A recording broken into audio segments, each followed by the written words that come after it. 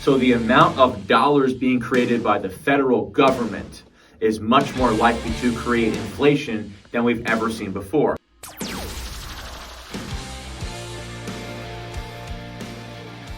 Where would you start to see that show up? Right, so that's a great question there, Scott. So, right, again, the caveat is if you give us inflation, if you can create inflation that is greater than 2%, then we'll let it happen, right? Clearly, the tools used by central banks have not really spurred a lot of the inflation that they thought. Let's take a look at Europe, for example, right? So if you are someone who lives in the United States, what ends up happening is you put your money in a bank, let's say Chase, for example. Chase will give you a very small nominal amount of interest on your money in your checking account, maybe 5 basis points, 8 basis points, basically zero, right? So your bank is Chase, for example. Chase has a bank. It's the central bank. It's a Federal Reserve in New York. So when people talk about the Fed funds rate, right, the Federal Reserve interest rate, that is the interest rate on the bank's bank accounts over at the Federal Reserve. So when we have a 0.25% interest rate from the Fed, that is the money that is being gained in interest on Chase's money at the central bank. Okay. So what we saw in Europe was they took interest rates from 5% to 4%, from 3% to 2% to 1%. And the idea is that if these banks are not making a good return, or basically any return on their cash, the idea is the more you lower interest rates, the more that's going to kind of light a fire under the banks and incentivize them to lend out their money, invest in businesses, give more mortgages, all that stuff.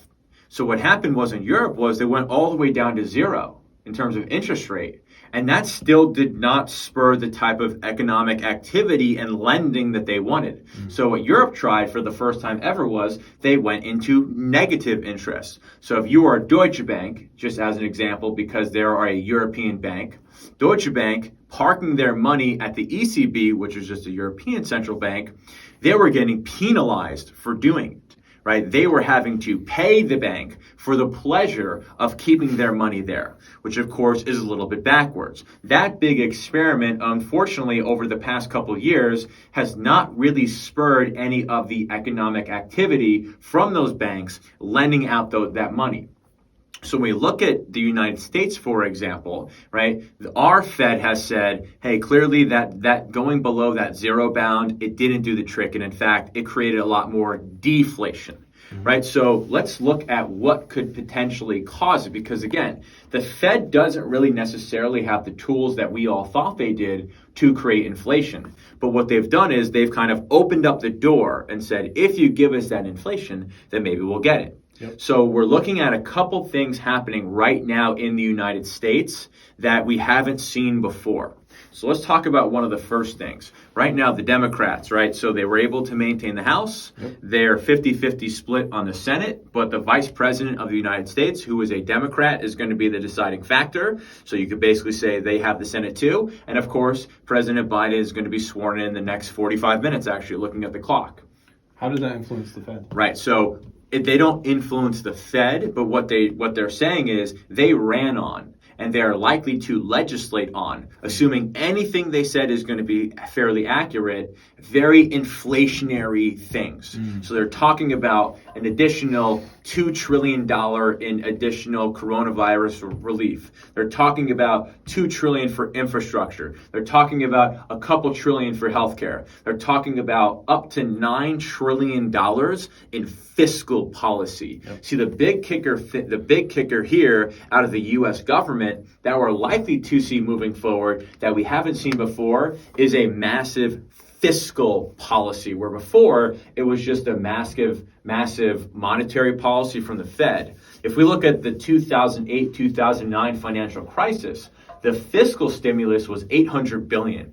We're already miles past that. And of course, President Biden has signaled that he'd like to go as high as 7 to 9 trillion. So the amount of dollars being created by the federal government is much more likely to create inflation than we've ever seen before. And of course, in some of those things, they're talking about universal basic income, which of course we never talked about before. If we do get any version of universal basic income, which in my opinion, we've already done that. Right. That is going to devalue our currency. And of course, devaluing the currency creates inflation. So that's one thing you have. You have massive fiscal spending from the US government, which has never happened at this rate before. And of course, the big kicker there is also the universal basic income.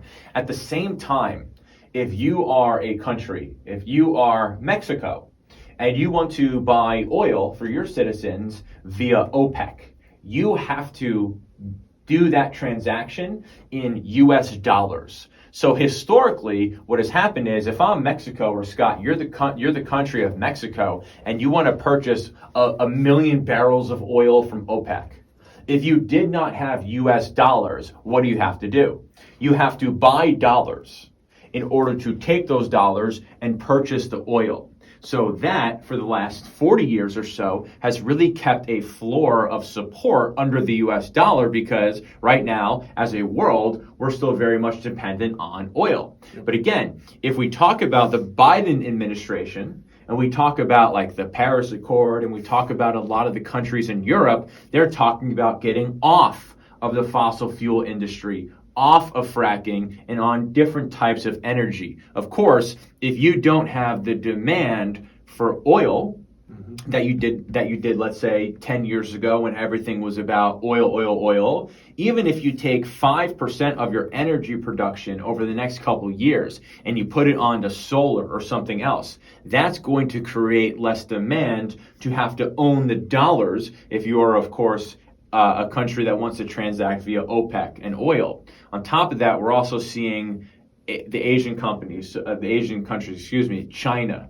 Russia, talking about transacting oil outside of the US dollar. Again, it's not that it really hurts the purchasing power, it's that if you don't have that demand, if China by itself doesn't need to buy the amount of US dollars because they no longer want to transact oil in dollars, that's going to reduce the value of the dollar overnight. If you add Russia to that, you're talking about a lot of different things that may not be ultra inflationary, but because they're likely there to no longer support the value of the dollar, that is also very inflationary. So we're seeing things happening right now, especially over the last 6 months, that have the potential, and in my book, are already doing that in terms of causing inflation. Just look at prices of corn. Just look at prices of lean hogs. Look at the price of wheat. Look at the price of any of those food-related commodities. They're all at multi-year high. That's very, very inflationary, because at some point, if we're going to eat food that has corn in it or it has wheat in it, and those producers don't have the ability to buy those ingredients at lower prices, that's going to be passed on to us in terms of inflation. Yeah. So there's a lot of things happening now, not just in the United States, but around the world, that are either A, inflationary, like having the government of the United States printing $7 to $9 trillion over the next couple of years. And at the same time, you have other things going on, such as less of a demand for the fossil fuel industry and much more of a demand to trade oil outside of the United States that isn't so much inflationary, but it's certainly devaluing the dollar.